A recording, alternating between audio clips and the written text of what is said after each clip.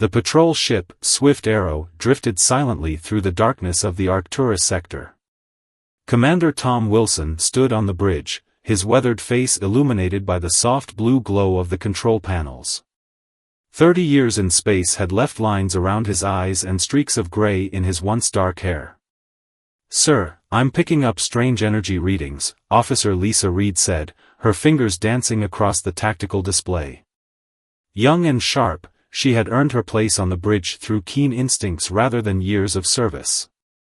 "Source?" Wilson asked, moving to stand behind her. "Unknown, sir. Nothing should be out here." Her brow furrowed as she adjusted the sensors. "It's faint, but definitely artificial." Wilson nodded. "Change course. Let's take a look." The Swift Arrow veered toward the mysterious signal, its engines humming quietly. The crew grew tense as they approached the outer edge of human space. This region was rarely patrolled, empty and cold, with nothing but distant stars and space dust. "Visual range in 30 seconds, announced the pilot. Wilson tapped his communication badge. "Engineer Davis to the bridge." Mark Davis arrived moments later, wiping grease from his hands. 25 years of working with spacecraft had given him an almost supernatural ability to understand machines. "What have we found, Commander?" "We're about to see." Wilson gestured toward the main screen. The vast emptiness of space filled the display, then slowly, something emerged from the darkness. First a shadow, then a shape, growing larger until the crew fell silent in awe. "That's impossible," Lisa whispered. Before them floated an enormous warship, easily 20 times the size of their patrol vessel. Its dark hull was scarred from ancient battles, but the design was unmistakable, a human dreadnought. "Run identification," Wilson ordered, his voice betraying a slight tremor. Lisa's fingers flew across her console. "Sir, the database match is the HSS Invincible." A collective gasp swept across the bridge. Every child learned about the Invincible in school, the pride of humanity's fleet, lost 2 centuries ago in the First Contact War. The ship had vanished without a trace, taking 5,000 crew members with it. "That's not possible," Davis said, pulling up engineering records on a side display. "The Invincible disappeared 200 years ago." Wilson leaned forward. "Any signs of life?" "No active life support," Lisa replied, "but I'm detecting minimal power signatures. Something inside is still running." Wilson rubbed his chin thoughtfully. "Fleet Command needs to know about this. Send a priority transmission." While the communications officer sent their message, Davis studied the scans of the ancient dreadnought. "Commander, look at this. The hull integrity is at 87%. That's impossible after 2 centuries in space. Could it have been adrift this whole time?" Wilson asked. Davis shook his head. "No way. Something preserved it." The response from Fleet Command was swift and direct: maintain distance. Do not board. Wait for research vessel. Estimated arrival, 48 hours. Wilson read the message twice, then looked up at the massive ship on the screen. The Invincible represented humanity's greatest achievement and its greatest mystery. 200 years of questions might be answered inside that hull. "Sir?" Lisa looked at him expectantly. "Prepare a boarding party," Wilson said firmly. "I'm not waiting 2 days while some desk admiral decides what to do." "That's against orders, sir," Lisa reminded him, though her eyes sparkled with excitement. "Note my decision in the log," Wilson replied. "I'll take full responsibility." 90 minutes later, Wilson led a team of 6 across the void in a shuttle. As they approached the enormous dreadnought, its true scale became apparent. 3 kilometers of advanced weaponry and armor, designed to face threats humans had never encountered before. "Docking successful," announced the shuttle pilot as they connected to an emergency airlock. Davis checked his environmental readings. There's still pressure inside. Minimal atmosphere, but breathable with our suits. The team cycled through the airlock and entered the legendary ship. Their flashlights cut through darkness that had remained undisturbed for centuries. It's like time stopped here, Lisa whispered, her voice amplified in the stillness. They found no bodies, no signs of battle or catastrophic failure. The corridors were clean, almost pristine.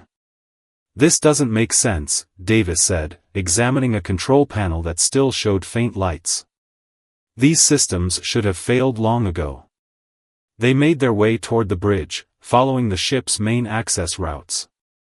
Each new area they entered automatically activated low-level emergency lighting, as if the ship had been waiting for human presence. Finally, they reached the command center. Unlike the rest of the ship, the bridge showed signs of urgent abandonment. Stations were locked in emergency mode. The captain's log, Wilson said, approaching the central command chair. He activated the console, surprised when it responded immediately. A holographic display flickered to life, showing a stern-faced captain in a uniform style long since retired. Final entry, the recording began. We've completed our mission beyond the edge. What we found. God help us all. The void isn't empty. Something lives between galaxies, something ancient that sees us as nothing but food. We're attempting to return with the samples and data, but I fear we've been followed. If anyone finds this ship, heed my warning, they're coming. The harvesters are coming, and nothing in human space can stop them. The log ended abruptly. Wilson looked at his team, their faces pale in the dim light. Suddenly, a deep hum resonated through the ship. Dormant systems began powering up around them, panels lighting across the bridge. What did you do? Lisa asked, backing away from the console. Nothing, Wilson replied. I think, the ship is waking up. We need to get out of here, Lisa said, backing toward the bridge exit as lights flickered on around them. The deep hum throughout the ship grew louder. Dormant systems activated one after another, consoles blinking to life after centuries of sleep. Wait, Engineer Davis raised his hand, moving closer to the main control panel. This is incredible. The ship isn't just turning on, it's running system checks. A mechanical voice echoed through the bridge. Primary systems online. Detecting unauthorized personnel. Wilson stepped forward. I am Commander Tom Wilson of the Human Space Fleet patrol ship Swift Arrow. Identify yourself. I am Atlas, artificial intelligence of the HSS Invincible, the voice responded. Your identification is not recognized. Your uniforms do not match known fleet patterns. Atlas, Wilson said carefully, the year is 2487. The Invincible has been missing for 200 years. Silence filled the bridge for several long seconds. Temporal analysis confirmed significant chronological displacement, Atlas finally replied. Data archives show last active date as 2287. Request immediate situation report.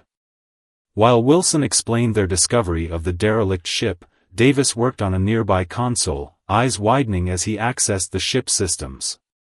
Commander, he interrupted, you need to see this.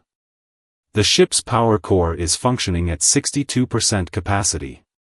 That's impossible, these reactors weren't designed to last more than 80 years without maintenance. A red light began flashing on the tactical display. Lisa rushed to check it. Sir, something's happening in the lower decks. Massive power surge in Section 31. Atlas, what's in Section 31? Wilson demanded. Section 31 contains biological research facilities, Atlas responded. Warning, containment protocols potentially compromised. Wilson tapped his communication badge. Wilson to Swift Arrow. We need immediate extraction. Only static answered him. Communications are being blocked, Atlas informed them. External transmissions require command authorization. Then authorize it, Wilson ordered. Unable to comply. Security protocols activated.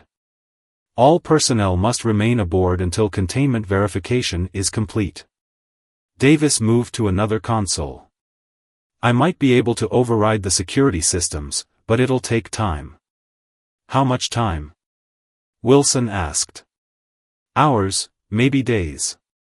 This AI architecture is unlike anything I've worked with. The ship shuddered. Everyone grabbed nearby structures to steady themselves. What was that? Lisa asked. Main engines initializing, Atlas announced. Preparing for departure. Wilson's face hardened. Departure to where? Classified destination. Captain's eyes only. Another security alert flashed on the screens. Atlas's voice took on a more urgent tone. Detecting biological anomalies on decks 15 through 18. Recommend immediate lockdown of all surrounding areas. Wilson gestured to two security officers. Go check it out. Stay in radio contact. As the officers left, Davis continued working on the command systems.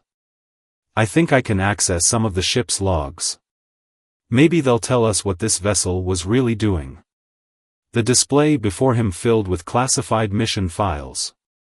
Commander, according to this, the Invincible wasn't lost during the First Contact War. It was sent on a secret mission beyond the galaxy's edge. What kind of mission? Wilson asked. The kind no one was expected to return from, Davis replied grimly. They detected signals from dark space, from between galaxies. The Invincible was modified for deep void exploration.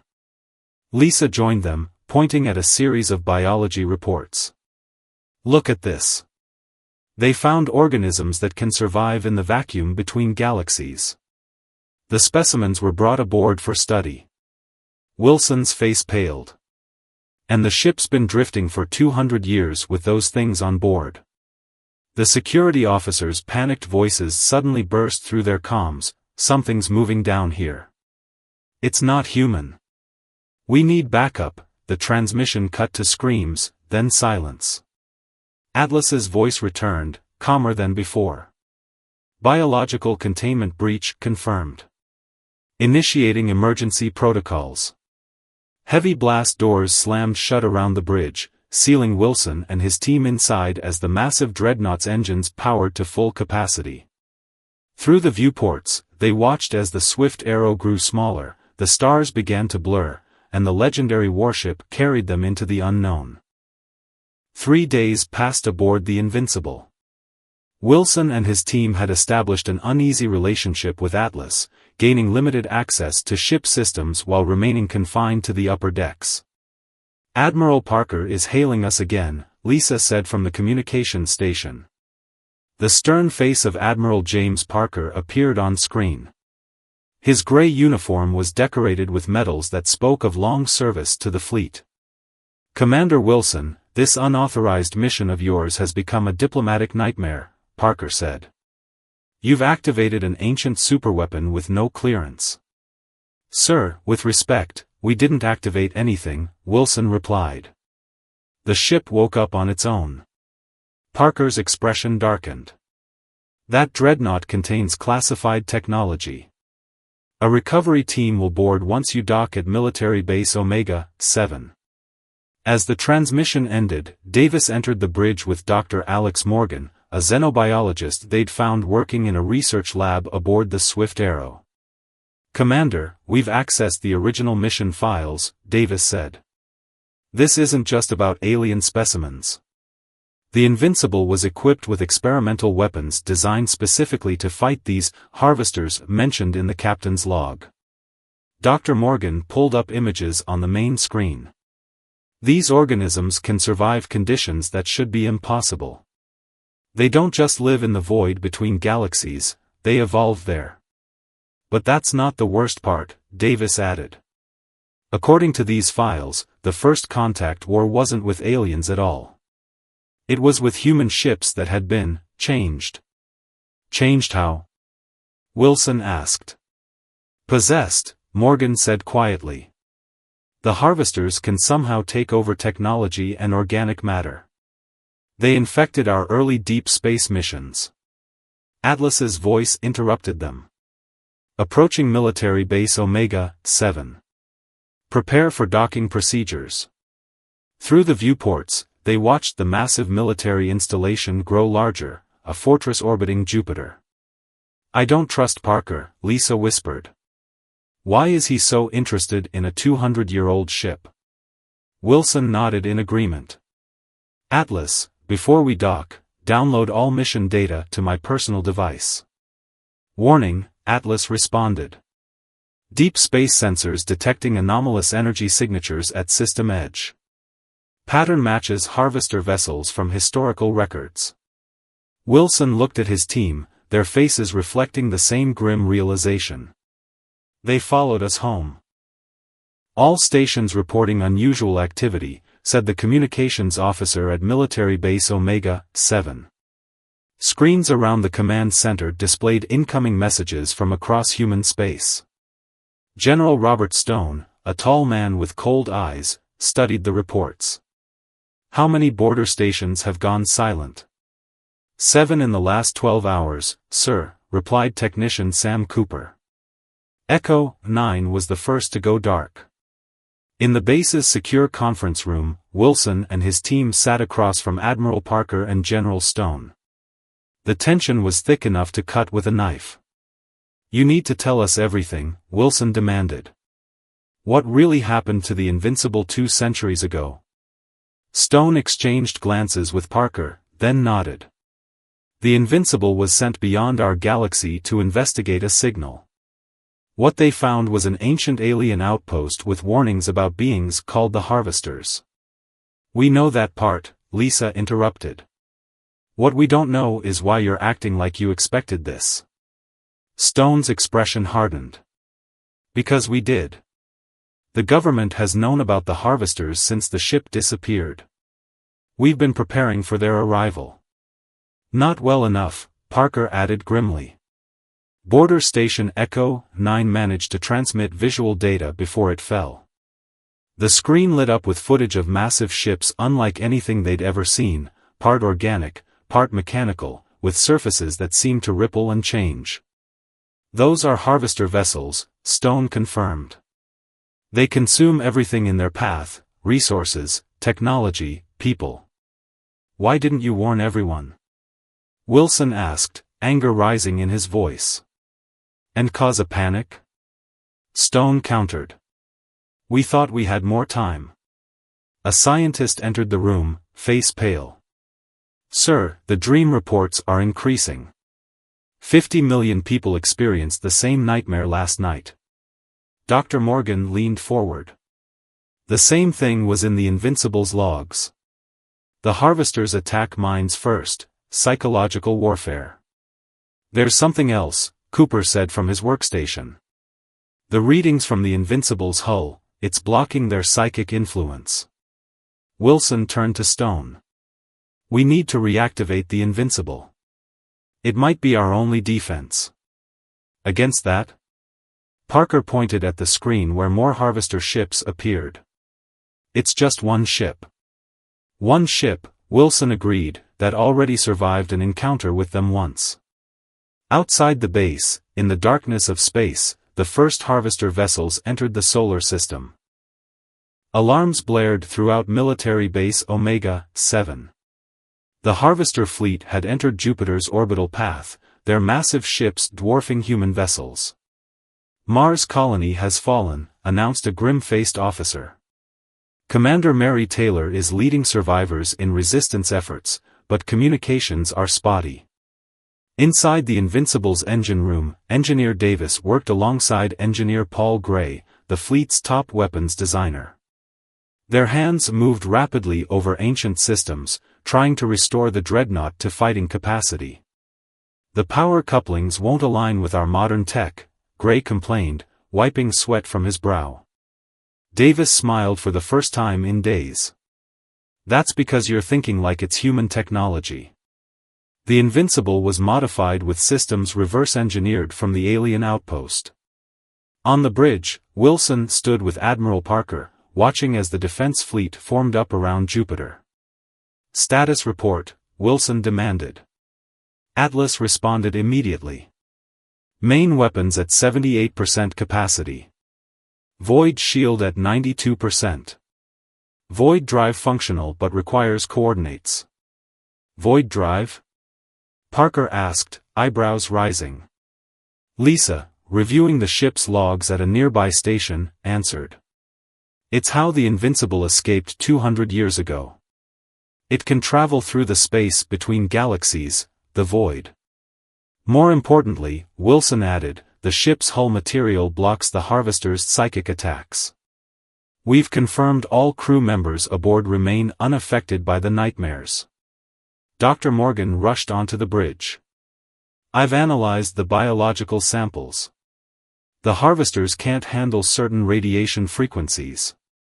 If we modify the Invincible's weapons..." A violent explosion rocked the military base. Through the viewports, they watched as Harvester vessels tore through the outer defense ring. "We're out of time," Wilson said. "Admiral, we need to launch now."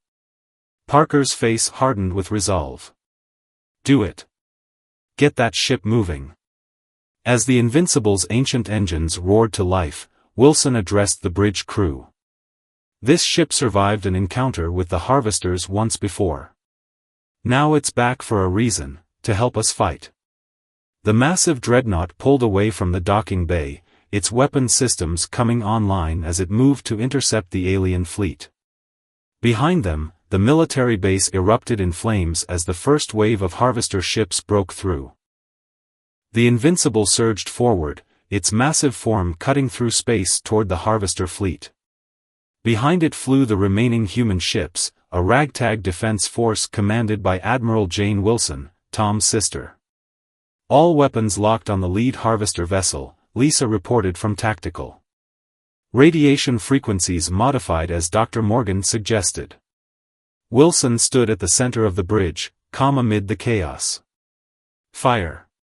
The ancient Dreadnought unleashed a barrage unlike anything seen in human warfare. Beams of modified energy sliced through the void, striking the first Harvester ship. Where other weapons had bounced harmlessly off their hulls, the Invincible's weapons penetrated deep. The enemy vessel shuddered, its organic mechanical surface rippling in apparent pain. "It's working!" Davis shouted from engineering. "Their hull integrity is failing." The Harvester ships responded, surrounding the Invincible. But something unexpected happened. Smaller human vessels taking shelter in the Dreadnought's shadow remained protected from the psychic attacks plaguing the rest of the fleet.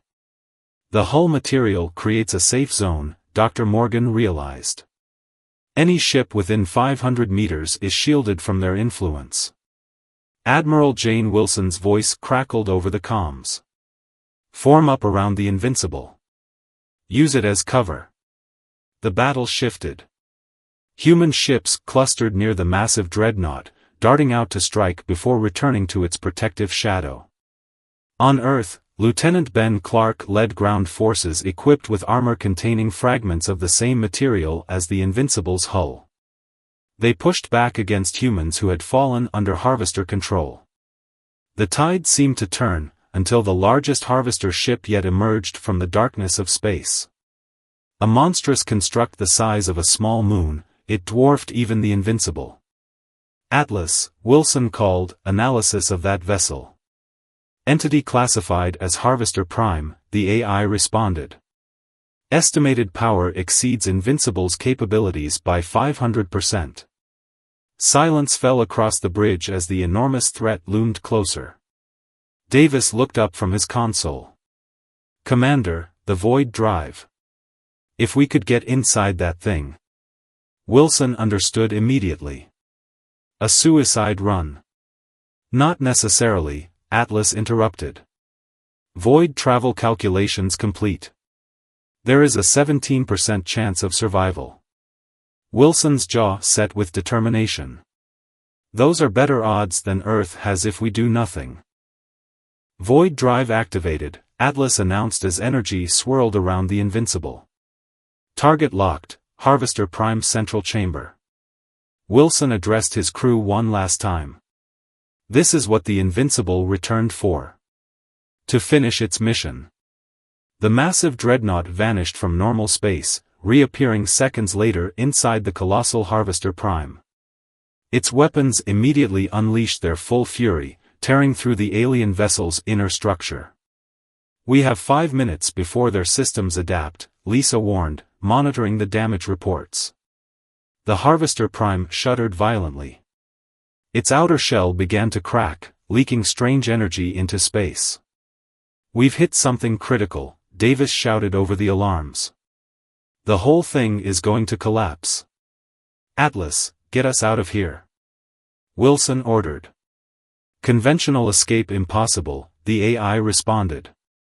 Void drive can still function, but nearest safe exit point is beyond calculation. Wilson made his decision. Take us deeper into the void. As far as we can go. The Dreadnought phased out of normal space as the Harvester Prime exploded behind them. The view screens showed only darkness, the absolute emptiness between galaxies. Then, impossibly, lights appeared in the void. Multiple contacts, Lisa whispered in awe. Thousands of them. Vast ships of countless designs drifted in the darkness, an armada hiding between the stars. A transmission reached them, translated by Atlas, "You have destroyed a hunter. You are welcome among the refuges." An alien appeared on screen, its features unlike any known species. I am Guardian Vex of the Void Coalition. For millions of years, we have hidden from the Harvesters and their masters, the Devourers of Worlds. There are worse things than the Harvesters? Wilson asked. The Harvesters are merely scouts, Vex explained. But your ship, it carries the material that blinds them. How did humans acquire this? Davis stepped forward. The Invincible found your outpost 200 years ago. Understanding dawned in the alien's eyes. Then the cycle begins anew. With your weapon and our knowledge, perhaps this time we can end the Devourer's reign. The Invincible returned to Earth 3 days later, leading an armada of alien ships from the void. Humanity had found its place in a war older than galaxies, with the legendary Dreadnought as its vanguard. The ship that had once been lost had returned, and changed the fate of the galaxy forever.